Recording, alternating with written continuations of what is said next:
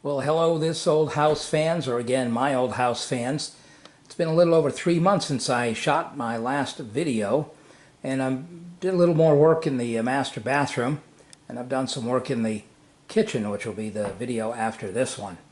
So again, I think the last video was about the master bathroom, but since then, I've got the closet doors installed. And what I wanted to do here was to do a shaker style door. And this is a bifold door, and oftentimes you see the bifold doors as louvered or paneled, and in neither case would I have been satisfied with that particular look. I also mentioned in my last video that I was going to do the doors in white, but that would have been an awful lot of white. So what I did here was I made these doors out of regular slab doors from the Masonite Corporation, added the shaker style detail, the knobs, and then painted them the wall color and just surrounded the closet opening with the trim. So I've made the master bathroom large enough that I could put this closet in place, and what I've done with the inside of the closet is put in some shelves. So you can see the shelves there. I've got to add a couple more shelves up at the top, but gives you some storage.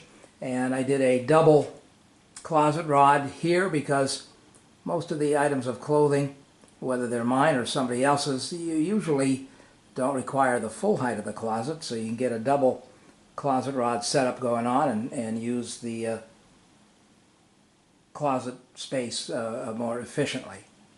So again, that's the closet, and the bifold doors. Some folks find it a little tricky to install, and if you follow the directions, and things seem to work out just fine. Again, I've got the trim around the doors. The doors are painted in the wall color, and I think that works out just fine with the aesthetic here in the master bathroom. I've also got baseboard in for the most part. I still have a lot of touch-up to do. I have the casing around the window, again the baseboard down around the floor, and as I say, there needs to be some touch-up. Baseboard is attached with finish nails, and all those little nail heads need to be puttied over, and then a little bit of sanding and a little bit of touch-up paint on the white gloss, which is what I have here. So you saw the shower curtain before. It matches the color scheme in here in the bathroom, and I got the where the paint had peeled off with the painter's tape, got that all touched up, got the grills installed, and again the trim installed. So the master bathroom came out satisfactorily as far as I'm concerned. And again, the vanity here, nothing fancy, but I did upgrade it a little bit. Not only did I put those feet on, but inside the cabinet, in the four corners near the top and four corners near the bottom, I put in some corner reinforcing blocks, so I add a little strength to the vanity. Again, hopefully its durability will be improved and last longer than me. I will be 69 in October. I don't know how many more years I'm going to have after that, but hopefully I've got this set up and I'll maintain it such that it'll last quite some time.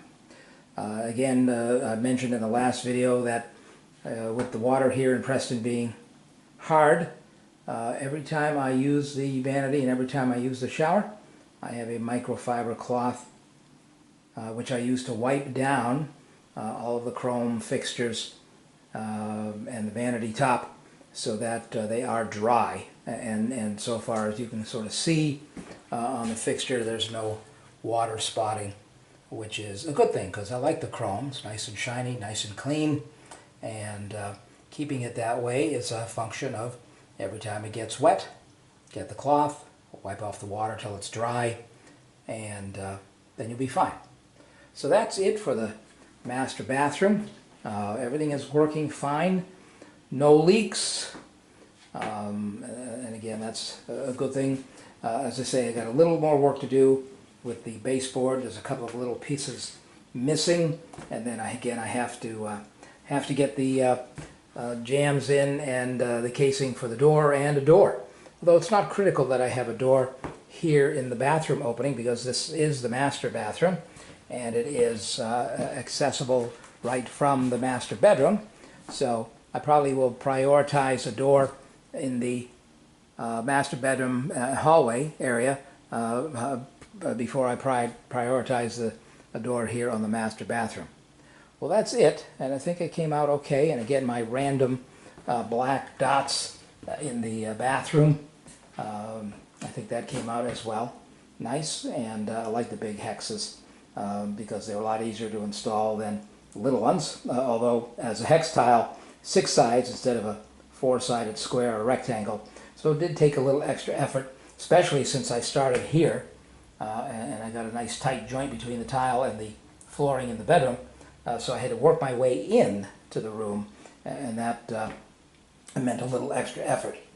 But anyway, as I say, everything seems to be fine as far as the color scheme and the doors. I'm glad I went with the wall color instead of all white.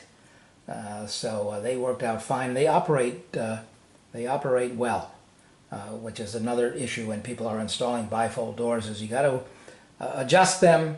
And then in the case here, I've done a little extra molding around the sides and the top as to hide the track and to hide the gap between the door and the jamb.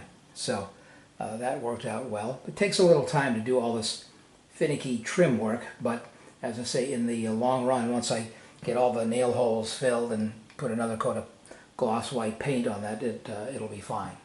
So that's it for now, and the only thing I have left to do, I've got a hook for a towel, and I've got a toilet paper holder there.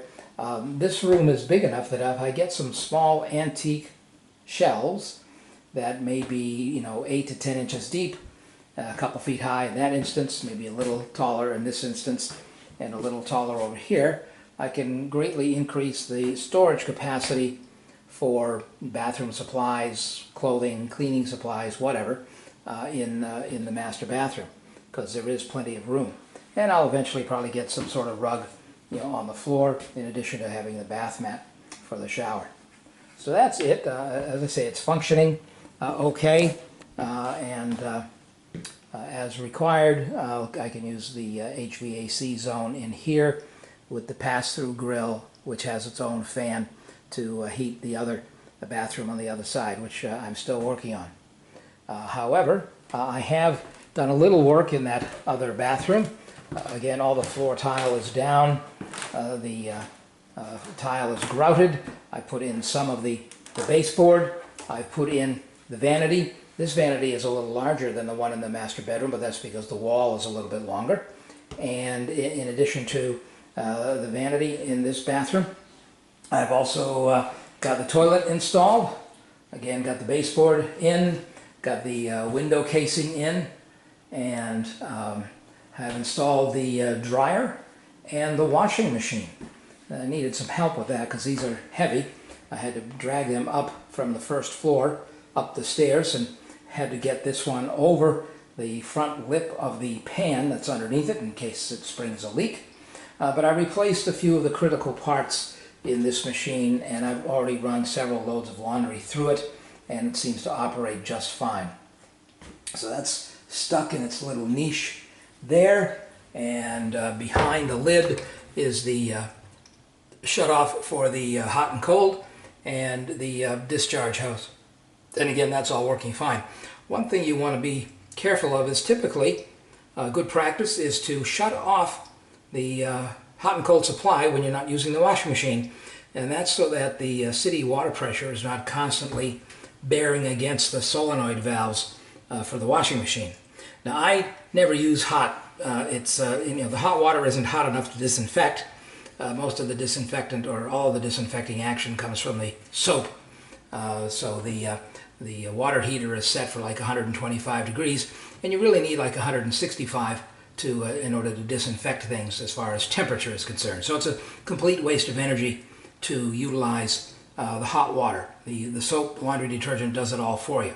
So I never open the hot, and after every load, well, I turn on the cold when I'm doing the loads, and when I'm finished, I turn the valve off for the cold water. So again, no city water pressure is bearing against the solenoid water entry valves here in the washing machine.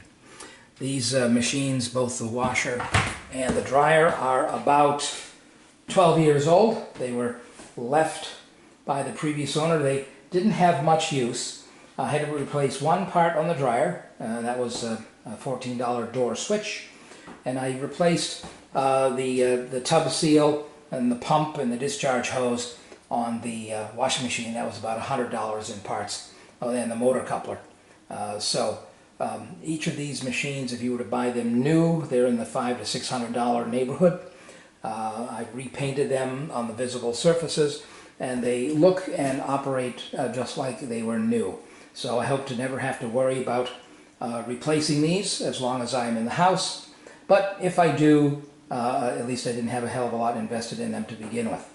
Now the dryer vent is back there, and the vent coming out of the dryer is centered on the dryer. What I couldn't do was go straight out that through the wall, because there's studs in the wall and the electrical supply for the dryer connection. So I had to offset the hole through the wall a little bit to the left, and that necessitated a offset vent adapter, which you can see down there. Now what that means is that the dryer is sitting off from the wall about 6 inches, which right now looks a little awkward. I have to level up the dryer. I haven't done that yet. And so what I'm going to do to kind of accommodate that is probably build a shelving unit that gives me some shelving above the dryer, and probably configure it so that it has a right angle, so I have some shelving to this side of the dryer. That will make the dryer look more like it's enclosed, somewhat like the washing machine in its niche. It'll give me storage space, and it'll make it less obvious that there's a gap between the back of the dryer and the wall due to the offset vent adapter. But that's all working well. I've got the vent on the outside of the house through the siding with a cage on it, so birds don't decide to hang out in the wintertime at the vent opening. So everything seems to work okay. Again, I've done several loads of laundry using the washer and the dryer, and all is well. Toilet is functioning, no leaks, and the only thing I have a big project remaining to do in this guest bathroom is the subway tile in the shower surround. So that's a multi-day project. I'll get to that later. Right now I have 2 functioning bathrooms, and I guess this is a half bath because it doesn't have a shower, but it does have a working toilet, working vanity.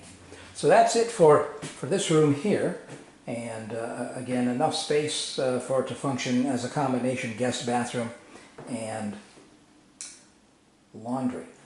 So that's it for the bathrooms on the second floor, the laundry here at my old house in Preston, Maryland. This is the 20th of June. This is actually the first day of summer, first full day of summer here in Preston.